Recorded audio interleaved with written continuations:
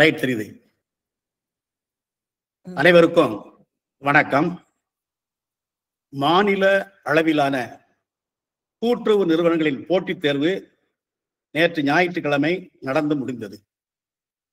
அந்த வினாக்களுக்கான விடையை நம்முடைய இணைய வழி வகுப்பில் கலந்துரையாடலாம் என முதலில் திட்டமிட்டிருந்தோம்.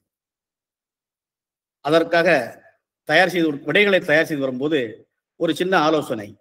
அனைத்து வினாக்களையும் ஒரே வகுப்பில் விவாதிப்பதும் அதில் சில பேர் மட்டுமே பயன்படுவதற்கு பதிலாக பலரும் பயன்படும் வகையில் இந்த வினாக்களை பதிவிறக்கம் செய்து மதுரை தமிழ் மன்றம் காணொலி வாயிலாக வெளியிட்டால் மற்ற மாணவர்களும் பயன்பட ஏதுவாக இருக்கும். அதே சமயத்தில் உங்களுடைய நேரமும் சேமிக்கப்படும் என்ற காரணத்தால் இந்த காணொலி மூலமாக 2025 எஸ்ஆர்பி வினாக்கள் விடைகள் கலந்துரையாடப்படுகின்றன. இந்த மொத்தம் உள்ள 200 வினாக்கள். அவை ஒவ்வொரு வினாத்தாளுக்கும் ஒரு குறியீடு கொடுக்கப்பட்டுள்ளது. ஏ, பி, சி என்ற மாதிரி. இப்போ ஏ என்ற வினாத்தாளில் உள்ள முதல் கேள்வி பி என்ற வினாத்தாளில் 30வது கேள்வியாக கூட வரலாம். சி என்ற வினாத்தாளில் 50வது கேள்வியாக கூட வரலாம். இந்த வரிசை எண் மாறலாம். ஆனால் இடம்பெற்றுள்ள மொத்த கேள்விகள் 200 கேள்விகள் தான். இந்த ஆண்டு கேட்கப்பட்ட மொத்த கேள்விகள் 200ல கூட்டுறவு சம்பந்தமாக கோஆபரேட்டிவ் மேனேஜ்மெண்ட் என்ற தலைப்பில் 33 கேள்விகளும், கிரெடிட் அண்ட் பேங்கிங் வங்கியியல் சம்பந்தமாக ஒரு 18 கேள்விகளும், கணக்கு வைப்பியல் சம்பந்தமாக 14 கேள்விகளும் ஆக மொத்தம் 65 கேள்விகள் கூட்டுறவு சம்பந்தமாக இடம்பெற்றுள்ளன. அடுத்தபடியாக கணினி சம்பந்தமாக 23 கேள்விகள் இடம்பெற்றுள்ளன. தமிழ் மொழி சம்பந்தமாக 18 கேள்விகள் இடம்பெற்றுள்ளன.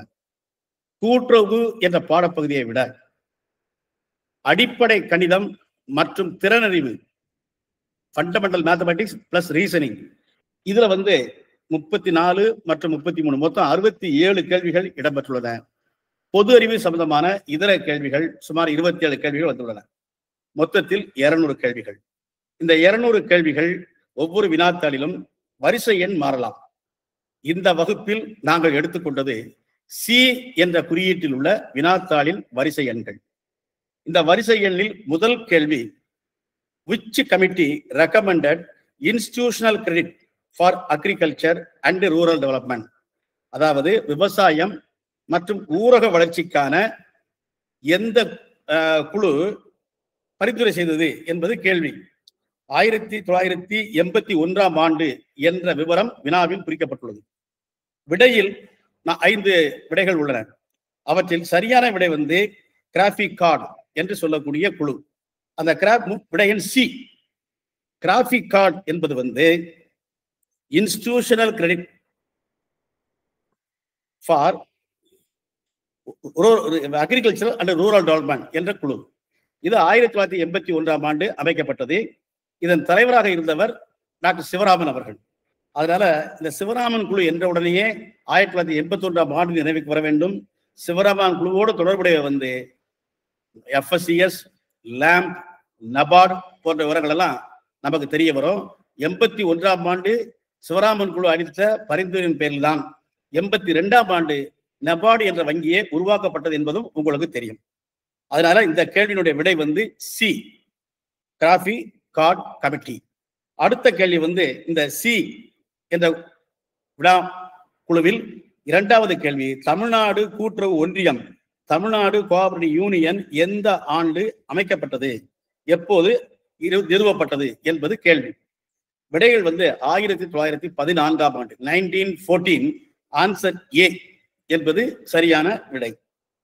3வது கேள்வி, under which act was the first credit cooperative society formed in Bengal in the year 1903? இது கொஞ்சம் நுட்பமான கேள்வி. 1903ஆம் ஆண்டு எந்த சட்டத்தின் கீழ் வங்கத்தில் கூட்டுறவு கடன் சங்கம் பதிவு செய்யப்பட்டது என்பதுதான் கேள்வி.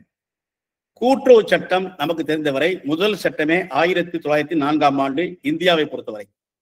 ஆனால் இந்த சங்கம் 1903ஆம் ஆண்டு பதிவு செய்யப்பட்டிருக்கிறது. 3ஆம் ஆண்டு கூட்டுறவு இந்தியாவில் எந்த சட்டமும் இல்லை.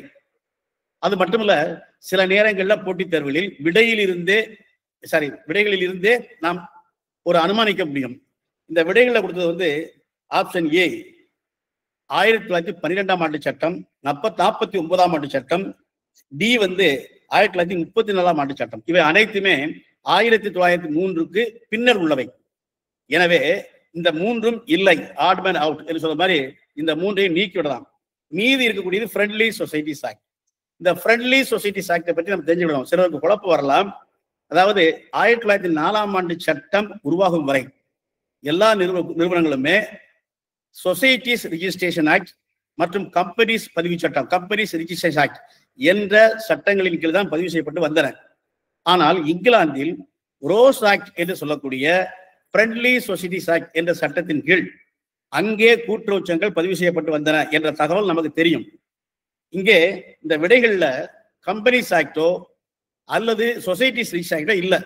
ஆனால் ஃப்ரெண்ட்லி சொசைட்டி ரிஜிஸ்ட்ரேஷன் ஆக்ட் இருக்கிறது. எனவே கேள்வி எண் 3க்கான விடை ஃப்ரெண்ட்லி சொசைட்டிஸ் ஆக்ட் என்பதுதான் சரியான விடை, ஆப்ஷன் சி. அடுத்தது 4வது கேள்வி, the full form of NPCI. NPCI அதனுடைய விரிவாக்கம் என்ன என்பது அடுத்த கேள்வி. என்பிசி 4 கொடுத்துருக்காங்க. 5வது விடை ஆன்சர் நாட்டணும். 5வது விடையும் கொடுத்துருக்காங்க. சரியான விடை national payments corporation of India என்பதுதான் சரியான விடை. இந்த national payment corporation of India தான் நமக்கு இந்த வலைத்தள வங்கி பணிகளுக்கு பூரா சேவை செய்து கொண்டிருக்கிறது. இதுக்குரிய விடை பி, ஏ அடுத்து உள்ள பி. அடுத்தது கேள்வி எண் 5, which year Kisan credit card was introduced அப்படின்னு ஒரு கேள்வி. கிசான் கிரெடிட் கார்டு என்றாலே உங்களுக்கு தெரியும். கிசான் கிரெடிட் கார்டு என்பது அது விவசாயிகள் கடன் அட்டை. இந்த கடன் அட்டை எந்த ஆண்டு வழங்கப்பட்டது என்பதற்கு பல விடைகள் இருக்குது. அது 1998, 1998 என்பது சரியான விடை. இந்த இதோட துணை கேள்வி கேட்டீங்கன்னா, இந்த கிசான் கிரெடிட் கார்டு யாரால் அறிமுகப்படுத்தப்பட்டது என்ற ஒரு கேள்வி வரலாம். நபார்டு தேசிய ஊரக வளர்ச்சி வங்கி 1997 அறிமுகப்படுத்தியது. விடை எண் சி. அடுத்தது 6வது கேள்வி, what are all the eligibility criteria for availing Kisan credit card. அந்த விவசாய கடன் அட்டை பெறுவதற்கு என்ன தகுதி என்பது கேள்வி. அந்த கேள்வியை பார்த்தாலே நமக்கு விடை புரியும். முதல்ல என்ன சொல்றாங்க, அதாவது open to all urban residents, நகர மக்களுக்குரியது. நிச்சயமாக கிசான் கிரெடிட் கார்டு அதுக்கு அல்ல. அதுக்கடுத்து available to farmers with agriculture land or allied activities, விவசாயம் மற்றும் தொடர்புடைய பணி செய்யக்கூடியவர்களுக்குரியது. Restricted to cooperative bank employees அல்ல. Only for non agriculture business அதுவும் அல்ல. எனவே சரியான விடை விவசாயம் மற்றும் விவசாயம் தொடர்புடைய பணி செய்வர்களுக்கு உரிய அட்டை தான் விவசாய கடன் அட்டை, கேசிசி. இதுக்குரிய விடை பி. அதுக்கு அடுத்த கேள்வி 7வது கேள்வி. இந்த 7வது கேள்வி the purpose of preparing financial statement அப்படின்னு கேட்குறாங்க. ஃபைனான்சியல் ஸ்டேட்மெண்ட் நிதி நிலை அறிக்கைகள். நிதி நிலை அறிக்கைகள் என்றாலே உங்களுக்கு தெரியும், கூட்டுறவு கணக்கு முறையில் ரிசிப்ட் அண்ட் சார்ஜஸ் ஸ்டேட்மெண்ட், வரவு செலவு அறிக்கை, லாப நட்ட கணக்கு, வியாபார கணக்கு, ஐந்தொகை என்று சொல்லக்கூடிய இருப்பு நிலை குறிப்பு, பேலன்ஸ் ஷீட், இதெல்லாம் தயார் பண்றோம். இது தயார் பண்ணுடைய நோக்கம் என்ன, பர்பஸ் அப்படின்னு கேட்குறாங்க. அதுல ஒன்று to ascertain the financial performance of an enterprise, அதாவது நிதி எவ்வாறு பயன்படுத்தப்பட்டிருக்கிறது என்பதை கண்டறிவது, அது செயல்திறனை உறுதி செய்வது. அதுக்கடுத்து to ascertain the financial position of an enterprise, ஒரு நிறுவனத்தினுடைய நிதி நிலையை உறுதி செய்வது. மூன்றாவது ஏ அண்ட் பி இரண்டும். நான்காவது none of this, answer not ஒன்றுங்க. நாம முதல் ஏ சி தான் இதுக்குரிய விடை. ஏ அண்ட் பி என்று சொல்வது சி. எதற்காக சி என்று கேட்டால், இறுதி கணக்குகளை தயார் பண்ணது மூலம் ஒரு ஆண்டில் அந்த சங்கம் லாபம் அடைந்ததா நட்டம் அடைந்ததா, அதனுடைய செயல்திறன் என்ன என்பதை கண்டறிய முடியும். ஒன்று, ஆண்டு இறுதியில் அந்த சங்கத்தினுடைய சொத்துக்கள் எவ்வளவு, பொறுப்புகள் எவ்வளவு என்பதை கண்டறிந்து அதன் மூலமாகவும் மிகுதியான லாபமா நட்டமா என்பதையும் கண்டறிய முடியும். எனவே ஏ அண்ட் பி இரண்டு பயிர்களையும் உள்ளடக்கிய சி என்பதுதான் சரியான பதில். அதுக்கு அடுத்தது எட்டாவது கேள்வி. எட்டாவது கேள்வி வந்து ஜேர்னல்னா முதற் குறிப்பேடு நமக்கு தெரியும். அது வந்து இரட்டை பதிவு முறையில் journal has dash in case of legal problem என்பது கேள்வி. அதாவது சட்ட பிரச்சனைகளில் பேரேடுகள் கொண்டிருப்பது என்ன என்பது கேள்வி. அதை லீகல் ப்ராப்ளம் சொன்னாலே சட்ட சிக்கல் வருது. அப்ப இதுல வந்து என்னென்ன பலன் இருக்கு சொல்றாங்க? Evidence value, subjective value, money value, objective value அப்படின்னு 4 விடை இருக்கு. மணி வேல்யூனா பண மதிப்பு, அப்ஜெக்டிவ் வேல்யூனா இந்த பொருளை வாங்கலாமா கொள்ளலாமா என்பது புரியுது, சப்ஜெக்டிவ் வேணா ஒரு தனிநபரை பற்றியது, அதெல்லாம் கிடையாது. லீகல் ப்ராப்ளம் வந்தாலே it has an evidential value. எவிடன்ஸ்னா சாட்சி. ஒரு முதற் குறிப்பேடு ஜேர்னல் அதில் ஒரு பதிவு வந்து சரியானதா தவறானதா முறைகேடு இருந்திருக்கிறதா என்பதை பற்றி எல்லாம் ஆதாரமாக சாட்சி ஆவணமாக இருப்பது இந்த என்ட்ரி, ஜேர்னல் என்ட்ரி. அதனால இதுக்குரிய விடை வந்து எவிடன்ஸ் வேல்யூ அல்லது சான்று மதிப்பு என்பது சரியான விடை ஏ. எட்டாவது கேள்விக்கான விடை ஏ. அதுக்கு அடுத்தது 9வது கேள்வி. 9வது கேள்வி வந்து கணினி சம்பந்தப்பட்டது. 10வது கேள்வியும் கணினி சம்பந்தப்பட்டது. இந்த கணினி சம்பந்தப்பட்ட பொது அறிவு சம்பந்தப்பட்ட கேள்விலாம் தனியாக பார்க்கலாம். கூட்டுறவு சம்பந்தப்பட்ட கேள்விகளை மட்டும் இந்த வகுப்பில் நம்ம பார்த்து வருவோம். அதுக்கு அடுத்தபடி வரக்கூடியது வந்து 11வது கேள்வி வந்து மருது பாண்டியல் வந்து வரலாறு சம்பந்தப்பட்டது. 12வது கேள்வி வந்து சி, அதாவது அதுவும் பொது அறிவு சம்பந்தப்பட்டது. 13வது கேள்வி வந்து 1805ஆம் ஆண்டு வங்கத்தில், அதுவும் பொது அறிவு சம்பந்தப்பட்ட கேள்வி. அதுக்கடுத்து 14வது கேள்வி வந்து கணக்கு சம்பந்தப்பட்டது. 15, 16, 17, 18, 19, 20, 21 வரை உள்ள கேள்விகள் அனைத்துமே கூட்டுறவு அல்லாத பிற பொருள் பற்றிய கேள்விகள். நம்ம அடுத்து பார்க்கக்கூடியது 22வது கேள்வி. 22வது கேள்வி என்ன கேட்கனா, types of control in cooperatives, கூட்டுறவின் கட்டுப்பாட்டின் வகைகள் என்ன என்பது கேள்வி. முதல் விடை வந்து டைரக்ட் கண்ட்ரோல், இன்டைரக்ட் கண்ட்ரோல். 2வது சூப்பர்வைசன், இன்ஸ்பெக்ஷன். 3வது ஆடிட், மானிட்டரிங்.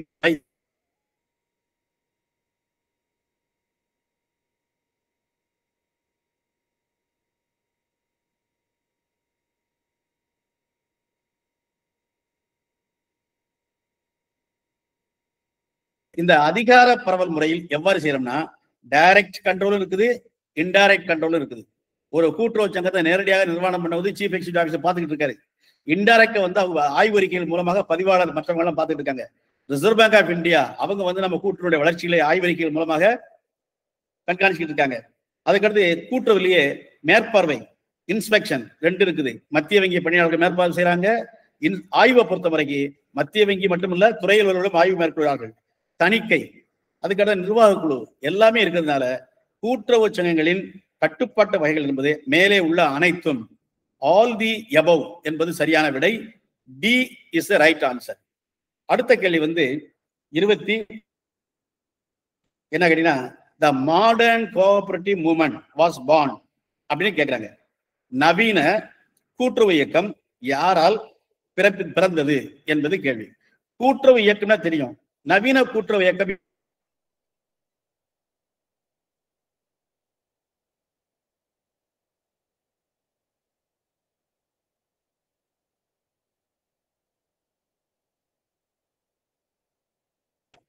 அதனால இந்த குழிய முறைப்படியான கூட்டுறவு இயக்கம் எப்போ வந்துச்சுன்னா, இட் வாஸ் ரோச்சடேல் பயனியர்ஸ்.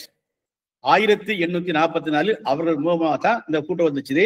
எனவே ஃபென்விக், நேரு, காந்தி இவர்களெல்லாம் இல்லை. ஆன்சர் பி, ரோச்சடேல் என்பதுதான் சரியான விடை.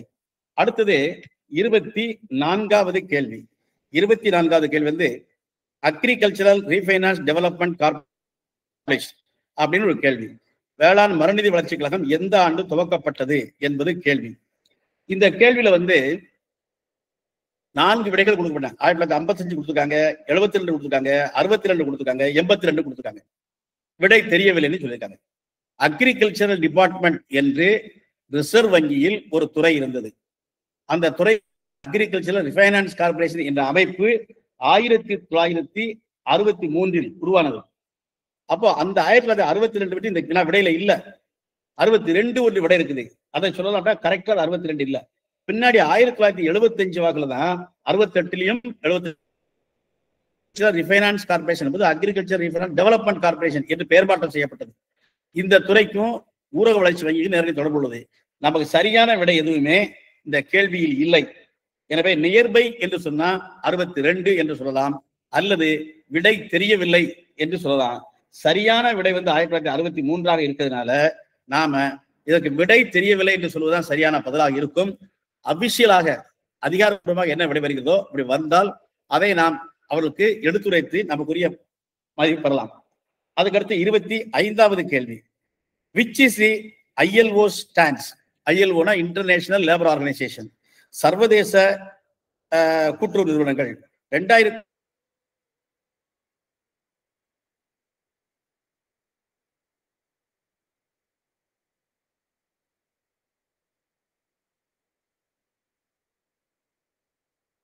2002 4 விடைகள் கொடுத்திருக்காங்க. prohibit worker cooperatives, restrict cooperative in rural area, promote cooperatives while enforcing labor rights, support only financial cooperatives என்று 4 விடைகள் இருக்கின்றன. இதுல ஃபைனான்சியல் கோஆபரேட்டிவ்ஸ் கிடையாது, ரெஸ்ட்ரிக்ட் பண்றதும் கிடையாது, ப்ரொஹிபிட் பண்றதும் கிடையாது. சரியான விடை C, promote cooperatives while enforcing labor rights. இதுவும் கேட்க வேண்டியது. லேபர் லா என்றாலே சர்வதேச கூட்டுறவு, சர்வதேச தொழிலாளர் மன்றம், இன்டர்நேஷனல் லேபர் ஆர்கனைசேஷன், தொழிலாளர் நலனுக்குரியது, கூட்டுறவும் அது ஊக்குவிக்கக்கூடியது. எனவே கேள்விக்குரிய சரியான விடை சி. அதுக்கு அடுத்த கேள்வி 26வது கேள்வி கணித சம்பந்தப்பட்டது. 26, 27 நம்ம கூட்டுறவு சம்பந்தப்பட்டது. 27 என்னன்னா FPO ஸ்டாண்ட்ஸ் ஃபார் 4 கேட்காங்க. Farmers product organisation, farmer producer organisation, farmer producer organisation, functional producer organisation என்று 4 விட இருக்குது. இது என்ன கேட்டீங்கன்னா, நபார்டு பற்றி நம்ம படிச்சிருக்கோம். உழவர் உற்பத்தியாளர் மன்றம் அப்படின்னு படிச்சிருக்கோம். உழவர் உற்பத்தியாளர் மன்றம் சொன்னா அது ஃபார்மர் ப்ரொடியூசர் ஆர்கனைசேஷன். விடை எண் சி என்பது சரியான விடை. அதுக்கு அடுத்தபடியாக 28வது கேள்வி, according to the matching concept, what is compared in a specific period? ஒரு குறிப்பிட்ட காலகட்டத்தில், ஸ்பெசிபிக் பீரியட்னா ஏப்ரல் முதல்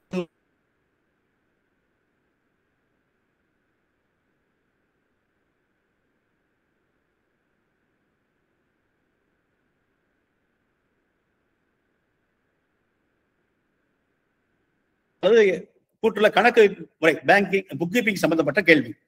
assets and liabilities, revenues and expenses, capital and income, investment and dividend. இது 4. அசெட்ஸ் அண்ட் லைபிலிட்டி என்பது குறிப்பிட்ட காலம் வராது, குறிப்பிட்ட நாளில் வரும். Assets and liabilities us on a particular date என்று வந்தால்தான் அந்த வார்த்தை சரியானது. ஆனா கேள்வி டியூரிங் எ பீரியட். இந்த டியூரிங் த பீரியட்ல ரெவன்யூ அண்ட் எக்ஸ்பென்சஸ், செலவுகள் மற்றும் வருமானங்கள், இதுதான் ஒப்பீடு செய்யக்கூடியது. இதுக்கு சரியான விடை பி, ரெவன்யூ அண்ட் எக்ஸ்பென்சஸ். மற்றதெல்லாம் ஒப்பிட்டு பார்க்க முடியாது. ஏன்னா கேபிட்டல் இன்கமையோ இன்வெஸ்ட்மெண்ட் டிவிடெண்டையோ ஒப்பீடு செய்ய முடியாது, சமமானவற்றை தான் ஒப்பீடு செய்ய முடியும். எனவே வரவு, செலவு மற்றும் வருமானம் இது 2 தான் மேட்சிங் கான்செப்ட்ல வரும். விடை பி என்பது சரியான விடை. அதற்கு அடுத்தபடியாக விநாயகன் 29வது கேள்வி, சிங்கிள் என்ட்ரி சிஸ்டம் மெயின்டைன் அப்படின்னு ஒரு கேள்வி. அதாவது ஒற்றை பதிவு முறையில் இது பராமரிக்கப்படுகிறது அப்படின்னு போடுறாங்க. விடைகள் இருக்காங்க, real account, nominal account, personal account, cash account and personal account அப்படின்னு கேட்குறாங்க. இந்த real account, nominal account, personal account இது பூராமே இரட்டை பதிவு முறையின் கோட்பாடுகள், பிரின்சிபிள்ஸ். டபுள் என்ட்ரி சிஸ்டம் தான் நமக்கு real account, nominal account, personal account. ஒற்றை பதிவு முறையில் அது அல்ல. எனவே அங்க இருக்கக்கூடியது cash account and personal account. விடை டி. 29வது கேள்விக்கு டி என்பது சரியான விடை. அதுக்கு அடுத்தபடி 30வது கேள்வி. 30வது கேள்வி எனக்கு if commission received is 1000. How is it shown in the trial balance என்பது கேள்வி. இப்போ கமிஷன் என்பாலே தரகு என்று வச்சுக்கலாம், வருமானம். இந்த கமிஷன் வந்து நாம கொடுக்கவும் செய்யலாம், வாங்கவும் செய்யலாம். நாம் கொடுத்தால் அது செலவு, நாம் வாங்கினால் அது நமக்கு வரவு, மிஸ்லேனியஸ் இன்கம். இப்ப இந்த கேள்வியில if commission is receive, commission பெறப்பட்டது 1000. இது ட்ரையல் பேலன்ஸ். ட்ரையல் பேலன்ஸ் வந்து முதல்ல பதிவு பண்ணிட்டே வரும், டெபிட் கிரெடிட் பற்று வரவு பண்ணிட்டு போறோம். கடைசியில ட்ரையல் பேலன்ஸ்ல பற்று வரவு நிலுவை எடுக்கிறோம். நமக்கு என்ன தெரியும்? டெபிட் பேலன்ஸ் என்றாலே சொத்தாக இருக்க வேண்டும் அல்லது செலவுகளாக இருக்க வேண்டும். கிரெடிட் பேலன்ஸ் என்றாலே அது பொறுப்பாக இருக்க வேண்டும் அல்லது வருமானமாக இருக்க வேண்டும். இது வருமானம், அதனால கிரெடிட் பேலன்ஸ் தான் வரும். இந்த கேள்வியில debit credit adjusted capital extra கொடுத்துருக்காங்க.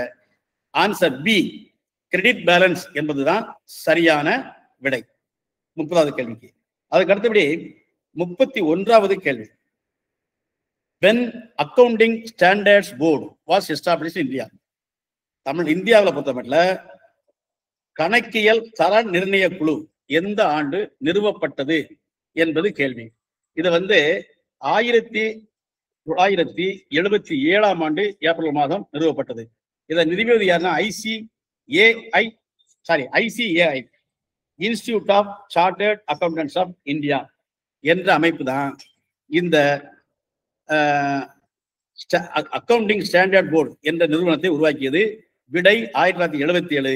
C is the right answer.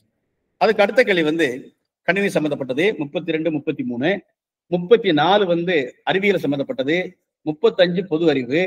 அதுக்கு அடுத்தபடி 36 உமன்ஸ் கமிஷன் பொது அறிவு சம்பந்தப்பட்டது, 37, 38, 39, 40 வரைக்கும் அப்படிதான் போகும், 45 வரைக்கும்.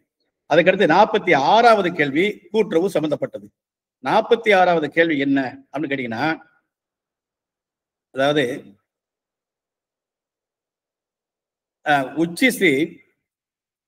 which cooperative is the largest fertilizer producer in India என்பது கேள்வி. இந்தியாவில் உள்ள மிகப்பெரிய உர உற்பத்தி கூட்டுறவு நிறுவனம் எது? எல்லாருக்கும் தெரிஞ்ச கேள்வி. இந்த ரோச்செடல் விருதை வாங்கிய நிறுவனம் வந்து இஃப்கோ. 2024ஆம் ஆண்டுக்கான ரோச்செடல் விருது வாங்கியது IFFCO. So IFFCO is the largest fertiliser producers cooperative in India. B is the right answer. அதுக்கடுத்து 47வது கேள்வி. 47வது கேள்வி, which cooperative society is known for its success in water management? நீர் நிர்வாகத்தில் மிகச்சிறந்த வெற்றிகரமான நிறுவனம் எது என்பது கேள்வி. இது வந்து பொதுவாக கூட்டுறவு பற்றி உள்ளே ஒரு கேள்வி ஆல் இண்டியா லெவல்ல. இதுல நமக்கு வந்து இது வரைக்கும் படிக்கல. இஃப்கோ பற்றி படிச்சிருக்கோம், அமுல் பற்றி படிச்சிருக்கோம். ஆனா இந்த நீர் நிர்வாகத்தை பற்றிய கேள்வி நம்ம படிக்காத கேள்வியாக இருந்தாலும் கூட இந்த கேள்வியிலிருந்தே பதில் எடுத்துக்கலாம். 4வது கேள்வி பதில் வந்து சூரத் டிஸ்ட்ரிக்ட் கோஆபரேட்டிவ் பேங்க், மாவட்ட கூட்டுறவு வங்கி நீர் நிர்வாகி சம்பந்தம் இல்லாதது. Tiruchengode agriculture producer cooperative society, அது ஒரு மார்க்கெட்டிங் கூட்டுறவு. மார்க்கெட்டிங் கூட்டுறவுனா விற்பனை சங்கம். அது திருச்செங்கோடுல நீர் மேலாண்மை பற்றி அது செய்வதில்லை. 2 பதில் தப்பா போயிடுச்சு, மீதி 2. முதல் ஆப்ஷன் வந்து உனாதி கோஆபரேட்டிவ். உனாதின்னு சொன்னா வளர்ச்சின்னு அர்த்தம், இண்டஸ்ட்ரியல் கோஆபரேட்டிவ் சம்பந்தப்பட்டது. ஆக answer B, Posagalli water users cooperative society என்பதுதான் நீர் நிர்வாகத்தில் சிறந்த கூட்டுறவு நிறுவனம். அந்த விடையிலேயே நமக்கு ஒரு குழு இருக்குது, தகவல் இருக்குது. அந்த பேர் என்ன? Posagalli water users cooperative society. It is in Karnataka. Answer B is the correct answer for question number 47. அதுக்கு அடுத்தபடி 48வது கேள்வி. 48வது கேள்வி வந்து நம்ம வங்கியியல் சம்பந்தப்பட்ட கேள்வி. அதுல பேங்கிங் ரெகுலேஷன் ஆக்ட் இருந்து ஒரு 4 செக்ஷனை கொடுத்து, இது நம்ம படித்த கேள்வி தான், 4 பிரிவுகளை கொடுத்து அந்த பிரிவுகளை மேட்ச் த ஃபாலோயிங் அப்படின்னு சொல்றாங்க. மேட்ச்னு சொன்னா முதல் செக்ஷன் 5, 6, பிரிவு 5, 6, செக்ஷன் 18, செக்ஷன் 24, செக்ஷன் 35. நமக்கு தெரியும் செக்ஷன் 5 என்பது என்ன? வங்கி என்ற சொல்லை வரையறுப்பது, டெஃபினிஷன் ஆஃப் பேங்கிங். செக்ஷன் 18 என்பது என்ன? கேஷ் ரிசர்வ், ரொக்க இருப்பு பராமரிப்பது.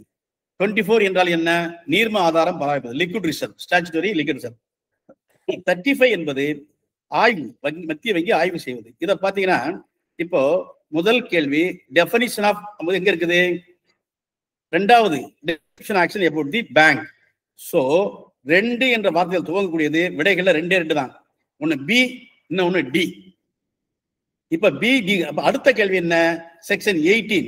செக்ஷன் 18 என்பது ரொக்க ஆதாரம்னு சொன்னோம். இப்போ minimum cash balance should be maintained வந்து 3வது. அப்ப 2, 3 வந்துருச்சுன்னா அதுக்கடுத்து 4வது வந்து 24, 4வது வந்து லிக்விட் ரிசர்வ். அதுக்கு கடைசி மிஞ்சி போன ஒரே ஒரு கேள்விதான். என்ன கேள்வி, 35 வங்கி ஆய்வு என்பது விடையில் வந்து power of inspection of urban cooperative bank என்று வருது. இந்த கேள்விக்கு சரியான பதில் வந்து பி 2341 என்பதுதான் சரியான விடை. 48வது கணக்கு. அதுக்கு அடுத்தது 69வது கேள்வி. இந்த 69வது கேள்வி வந்து 49வது கேள்வி. 49வது கேள்வி வந்து what is the primary purpose of the price fluctuation fund, விலை உயர்வு சமப்படுத்தும் நிதி. இந்த விலை சமப்படுத்தும் நிதி இருக்கு இல்லையா, இதை வந்து யார் பராமரிக்கிறாங்க என்று கேட்டால் விலை ஏற்றத்தாழ்வு நிதினு சொல்லுவாங்க. அதை லேம்ப் சொசைட்டி, மலைவாழ் மக்கள் கூட்டுறவு சங்கத்தில் இதை பயன்படுத்துறாங்க. நோக்கம் என்ன, நோக்கங்கள் வந்து 4 நோக்கங்கள் கொடுக்கப்பட்டிருந்த விடையில். 4 நோக்கங்கள் என்னெல்லாம், to pay dividend to members, அது அல்ல.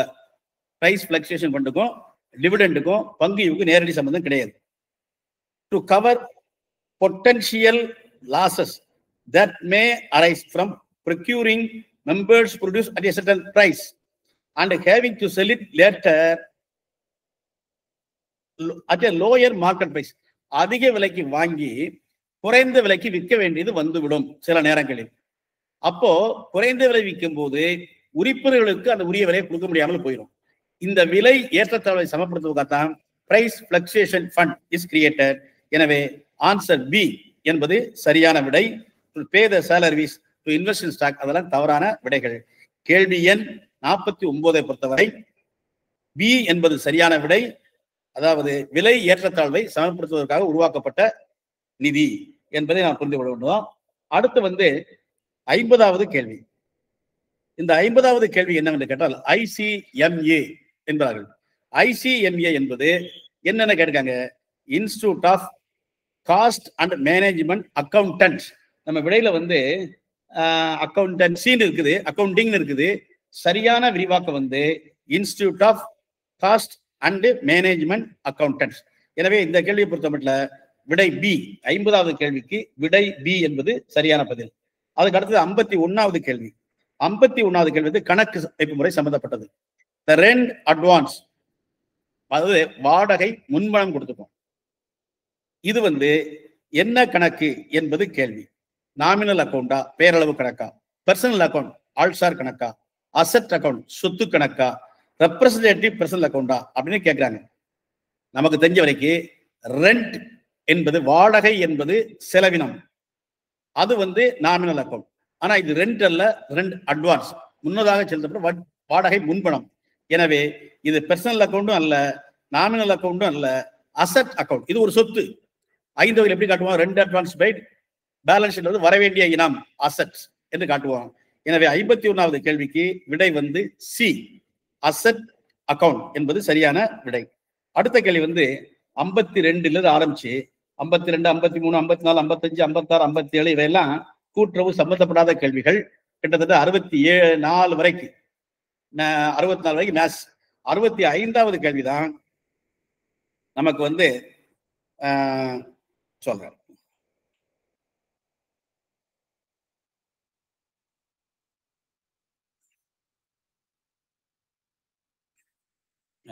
வது கேள்வி, number of functions in management, மேலாண்மையினுடைய கூறுகள் எத்தனை என்பது கேள்வி. இது நீ ஏற்கனவே படிச்சிருக்கோம். மேலாண்மையின் கூறுகள் வந்து 6. அதாவது concept, planning, etcetera etcetera. Functions of management வந்து நம்முடைய புத்தகத்தில் கொடுத்துருக்கோம். பாட புத்தகத்தில் 39வது பக்கத்தில் இருக்குது. அந்த 39ல என்னெல்லாம் மேலாண்மையின் பண்புகள், எதெல்லாம் மேலாண்மையின் கொள்கைகள் என்று சொல்லியிருக்கிறோம். அதுல வந்து யூகித்தல், திட்டமிடல், அமைத்தல், ஆணையிடல் மற்றும் ஒருங்கிணைத்தல், கட்டுப்படுத்துதல். ஆங்கிலத்தில் சொல்வதா இருந்துச்சுன்னா planning, forecast, plan, organise, command, coordinate and control. These are the 6 functions of managements. அதாவது மேலாண்மையின் 6 கூறுகள். டேல வந்து நம்பர் ஆஃப் ஃபங்க்ஷன்ஸ்ல 6, 7, 8, 5ன்னு சொல்றாங்க. Answer A 6 is the right answer.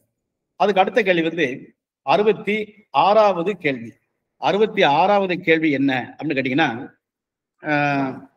ரைஃபீசனை பற்றியது. Which of the following is false information regarding the Raiffeisen method cooperative societies என்பது. ரைஃபீசனா உங்களுக்கு எல்லாம் தெரியும், ஜெர்மனி நாட்டில் கடன் கூட்டுறவு சங்கங்களை உருவாக்கியவர். அவர் சில கொள்கைகளை வகுத்தார். அந்த கொள்கைப்படிதான் நம்முடைய கூட்டுறவு சங்கங்கள்லாம் செயல்பட்டன. அவர்கள் எடுத்துக்கிட்டே இந்தியாவை பொறுத்தமட்டில் ஃபைன் ரைஃபீசன் என்பதுதான் ஃப்ரெட்ரிக் நிக்கல்சன் நமக்கு அளித்த பரிந்துரை. அதெல்லாம் நீங்க படிச்ச கேள்வி. இந்த நிக்கல்சன் என்னென்ன கொள்கையை வகுத்து கொண்டார் என்பது பற்றி ஒரு 11 கொள்கைகள் இருக்கு. நம்முடைய புத்தகத்தை பக்கம் 4ல் அதை பட்டியல் இருக்கிறோம். அந்த 11 பட்டியல் அவருடைய கொள்கை. அதுல எதெல்லாம் அப்படின்னு இவர் சொல்ற கேள்வி பார்த்தீங்கன்னா, which of the following is false information, தவறானது regarding the Raiffeisen method of cooperative societies. அதாவது என்னென்ன கொடுக்காங்க, the value of share is high, unlimited liability, net profit motive, no profit motive, limited scope of affairs, answer not known என்று கேட்காங்க. இதுல கடைசியில் வரக்கூடிய 4மே ரைஃபீசன் method தான். அதாவது லிமிட்டட் ஸ்கோப் ஆஃப் அஃபேர்ஸ், விவகார இல்லை வந்து சிறிய விவகார இல்லை. நோ ப்ராஃபிட் மோட்டிவ், லாப நோக்கமே கிடையாது. அதற்கு அடுத்தபடி அன்லிமிட்டட் லைபிலிட்டி, பொறுப்புகள் வரையறையற்றது. The value of share is ஹைன்னு சொல்றாங்க. அல்ல, சிறிய உறுப்பினர்கள், சிறிய விவகார இல்லை, குறைந்த நோக்கம். அதனால இதை வந்து உறுப்பினர் வந்து அளவான பங்கு தொகை, லிமிட்டட் ஷேர் கேபிட்டல். தவறானது இதான் இருக்க முடியும். The value of shares is very high என்பது ஃபால்ஸ் இன்ஃபர்மேஷன். ஸோ இந்த கேள்விக்கு 66வது கேள்விக்கு சரியான விடை வந்து ஏ என்பது சரியான விடை. அதுக்கு அடுத்தபடி 67வது கேள்வி. இது வந்து தமிழ்நாட்டில் உள்ள தலைவர்களை பற்றிய, கூட்டுறவு தலைவர்களை பற்றிய ஒரு கேள்வி. நம்ம படிச்சிருக்கோம் ஒவ்வொருத்தரை பற்றியும். அதுல who was the cooperative movement pioneer, கூட்டுறவு முன்னோடிகளில் இவர் யார்? to refuse the cabinet minister post during the 1920 chief minister post during 1920 general election என்பது கேள்வி.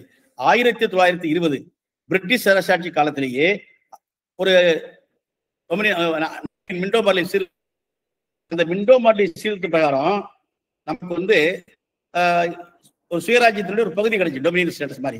டொமினியன் ஸ்டேட்டஸ் இல்ல, உள்நாட்டு நம்மளே அமைக்கிற மாதிரி. அதுல முதலமைச்சர் போஸ்டுக்கு ஒரு வேற பரிந்துரைத்தாங்க. ஒருத்தர் வேண்டான்னு சொல்லிட்டு போயிட்டாரு. எனக்கு முதலமைச்சர் பதவி தேவையில்லை என்று சொன்ன கூட்டுறவாளர் யார் என்பதுதான் கேள்வி. கூட்டுறவாளர்கள் பார்த்தீங்கன்னா அதுல 4 பேர் கொடுத்துருக்காங்க. அதாவது தியாகராஜர், கனகசபை, தெய்வீசாமி முதலியார், ராமதாஸ் பண்டலு. இவர்கள நம்ம அறிந்த கூட்டுறவாளர் யாருன்னு கேட்டீங்கன்னா பி.டி. தியாகராஜ செட்டியார். இந்த பி.டி. தியாகராஜ செட்டியாருடைய காலம் என்ன அப்படின்னு கேட்டீங்கன்னா 1852 to 1925, 1852 வந்து 1925 வரை வாழ்ந்தவர்.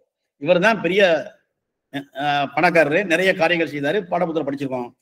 முதலமைச்சர் பதவி அவரை தேடி வந்தது. தேடி வந்த போது யார் கொடுத்தாலும் வெல்லிங்டன் பிரபு என்ற ஒரு ஆங்கில வைசா வந்து முதலமைச்சரா வாங்க அப்படின்னு கூப்பிட்டாரு. ஆனா பி.டி. தியாகராஜ செட்டியார் வந்து எனக்கு அது வேண்டாம் என்று சொன்னாரு. அதன் மூலம் அந்த பதவி வந்து சுப்ராயலுக்கு போயிடுச்சு. இப்ப நம்ம இந்த கேள்விக்கு விடை வந்து 67வது கேள்விக்கு விடை வந்து ஏ, பி.டி. தியாகராயர் என்பது சரியான விடை. அடுத்த கேள்வி வந்து 68வது கேள்வி. இந்த 68வது கேள்வி வந்து கூட்டுறவோடு சம்பந்தப்பட்டது. ஆனால் எனக்கு தெரிந்தவரை விடைகள் தவறானவை. In which century did the industrial revolution lead to